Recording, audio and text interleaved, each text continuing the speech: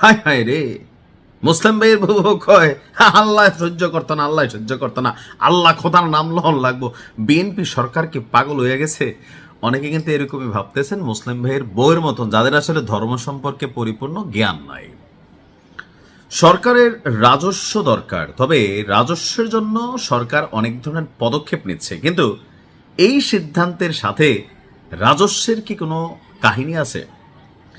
বাংলাদেশে ইসলাম প্রচারের ক্ষেত্রে যেই মানুষটির নাম সর্বপ্রথম সিলেটের পুণ্যভূমিতে হজরত শাহজালাল রহমাতুল্লাহ আলাই, তিনি পদচারণ করেছিলেন এই বাংলার পবিত্র ভূমিতে। তারপর তার হাত ধরে এদেশের আমার বাবা, দাদা, নানা, আপনার হয়তো দাদা নানা 14 গোষ্ঠী, আমরা একযোগে কিন্তু এই অঞ্চলটা আপনার হিন্দু অধ্যুষিত ছিল। তো সেখান থেকে ধীরে ধীরে তিনি মানুষকে মুসলমানে পরিণত করেছেন বা পরিবর্তন করেছেন, ধর্মে দীক্ষিত করেছেন। তো তিনি মরে গেছেন, তার যে কবরস্থান বা সমাধি, যাকে আমরা মাজার বলি, এটা সিলেটে আছে। সারা বাংলাদেশের মানুষ এক নামে চিনেন। তো হঠাৎ করে আমাদের বিএনপির এই সরকার আসার পর সিলেটে হজরত শাহজালাল রহমাতুল্লাহ আলাইয়ের মাজারে যে দান বাক্স আছে, সেই দান বাক্সটা সিলগালা করে দিয়েছে প্রশাসন, অর্থাৎ সরকার। তো সরকারকে বিএনপি। এখন অতীতে এমন ধরনের কোনো ঘটনা ঘটে নাই, কিন্তু এখন যেটা ঘটলো এটা নিয়ে অনেকে প্লাস মাইনাস অনেক মন্তব্য করেন, কিন্তু আসলে কি এটা ভালো হইল নাকি খারাপ হইল? আমার সাথে এই মাজারটার রক্ষণাবেক্ষণে জড়িত যে সকল পরিবাররা আছেন, আমি কারোর নাম নিলাম না, ঠিক প্রধান 2জন ব্যক্তির সাথে আমার পরিচয় আছে। অনেক আগে আমি সাউথ কোরিয়া থাকতে তাদের সাথে কথা বলছিলাম যে আসলে এই দান বাক্সা বা এই যে আমি আপনি মোমবাতি, আগরবাতি, বা এই যে এখানে ভিতরে যে একটা ব্যবসায়িক সিন্ডিকেট আছে, যে কাজগুলা করি, এই টাকাগুলা আসলে কোথায় যায়? মাজারের পরিবর্তন হচ্ছে, মসজিদ বড় হচ্ছে, এগুলো ভালো কাজে লাগতেছে, কিন্তু এর বাহিরে প্রতিদিন সেখানে আমি আপনি সওয়াবের উদ্দেশ্যে অথবা দানের নিয়তে যে ড্যাগের মধ্যে টাকাগুলা ফেলছি, বিশাল বিশাল ড্যাগ, কেউ বলে এগুলাকে রহমতের ড্যাগ, কেউ বলে এগুলা গায়েবী ড্যাগ, আসলে এগুলা গায়েবী টাইবি না, সম্ভবত এখানে কাঁসার 2টা, পিতলের 2টা ড্যাগ আছে, এগুলোতে মানুষ গিয়ে টাকা ফালায়। এই টাকাটা আসলে কোথায় যায়, কারা খায়? তো আমার সাথে যাদের কানেক্টিভিটি আছে তাদের একজন বলছিলেন যে এখানে শনি, রবি, সোম, মঙ্গল, বুধ, বৃহস্পতি, শুক্র সাপ্তাহিকভাবে এখানে ভাগাভাগি হয়। অর্থাৎ শনিবারের টাকা যদি এ পায়, রবিবারের টাকা আবার বি পায়, আবার শুক্রবারে টাকা বেশি উঠে, এই টাকা ধরেন আবার সি হয়। এবিসিডি ইএফজি এর মধ্যে আবার এই শুক্রবার নিয়ে একটা আভ্যন্তরীণ লড়াই আছে, যেটা আমি আপনি ওইখানে গেলে বুঝি না। মাজারগুলোতে আসলে অধিকাংশ জায়গায় একটা ব্যবসায়িক জায়গাতেও কিন্তু এটাকে পরিণত করা হয়েছে।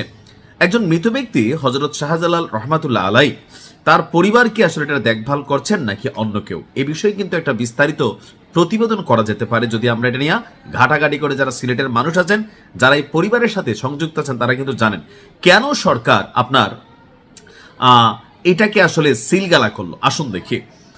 সিলেটে এই শাহজালাল রহমাতুল্লাহ আলাইয়ের মাজারের যে দান বাক্স, সেটাকে সিলগালা করছে প্রশাসন। অর্থাৎ এটা খুলতে গেলে প্রশাসনের অনুমতি লাগবে। যেমন পাগলা মসজিদে যে দান বাক্সগুলা, এটা সরকারি লোকের উপস্থিতিতে মসজিদ কমিটিকে নিয়ে আপনার এই টাকাটা গণনা করা হয়, এমনকি ভবিষ্যতে এই টাকা এই মসজিদের জন্য একটা ব্যাংকে রাখা হয়। আজকের দিনে যখন এটা বন্ধ করছে, তখন আপনার নতুন কয়েকটি দান বাক্স স্থাপন করা হয়েছে, আর পুরাতন যে দান বাক্সগুলো ছিল সেগুলোকে সিলগালা করে দেওয়া হয়েছে। এ সময় অতিরিক্ত জেলা প্রশাসক মাসুদ রানার নেতৃত্বে জেলা প্রশাসনের কয়েকজন সহকারী কমিশনার, আইন শৃঙ্খলা বাহিনীর সদস্যরা উপস্থিত ছিল। জেলা প্রশাসন বলছে যে মাজার কর্তৃপক্ষকে জানিয়ে আপনার এই দান বাক্সগুলোকে সিলগালা করা হয়েছে, যেগুলো পুরান ছিল, নতুন দান বাক্স আপনার স্থাপন করা হয়েছে। আর মূলত দানের টাকার স্বচ্ছতার জন্যই সরকার এই উদ্যোগ নিয়েছে। তবে মাজার সংশ্লিষ্টদের অভিযোগ, প্রশাসন মাজার নিয়ন্ত্রণের চেষ্টা করছে। মাজার কি নিয়ন্ত্রণ করবে? মাজারে বাবা আছে, as a Muslim human being আমরা জানি যে মৃত ব্যক্তির কাছে কোনো ক্ষমতা থাকে না। তার দরবারে যেতে পারি, তার জন্য রুহের মাগফিরাতের জন্য আমি একটু দোয়া পড়তে পারি, সেখানে 2 রাকাত নফল নামাজ পড়তে পারি মসজিদে, কিন্তু মাজারকে কেন্দ্র করে চারপাশে ঘিরা যেই সেজদার কিছু প্রবণতা আছে, এটা আসলে ইসলামের সাথে সাংঘর্ষিক।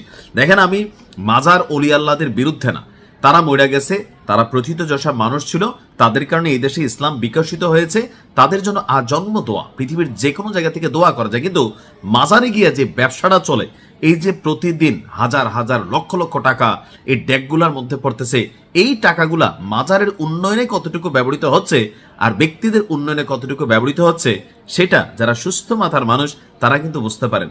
আমি মনে করি সরকারের এই উদ্যোগটি সাধুবাদ পাওয়ার যোগ্য, কারণ এই টাকাটা প্রকৃতপক্ষে সঠিক জায়গায় ব্যবহার করা জরুরি। ভালো থাকুন, গুজবে কান দিবেন না, না বুঝা ভিডিও বানাই ফেলবেন না। আসসালামু আলাইকুম।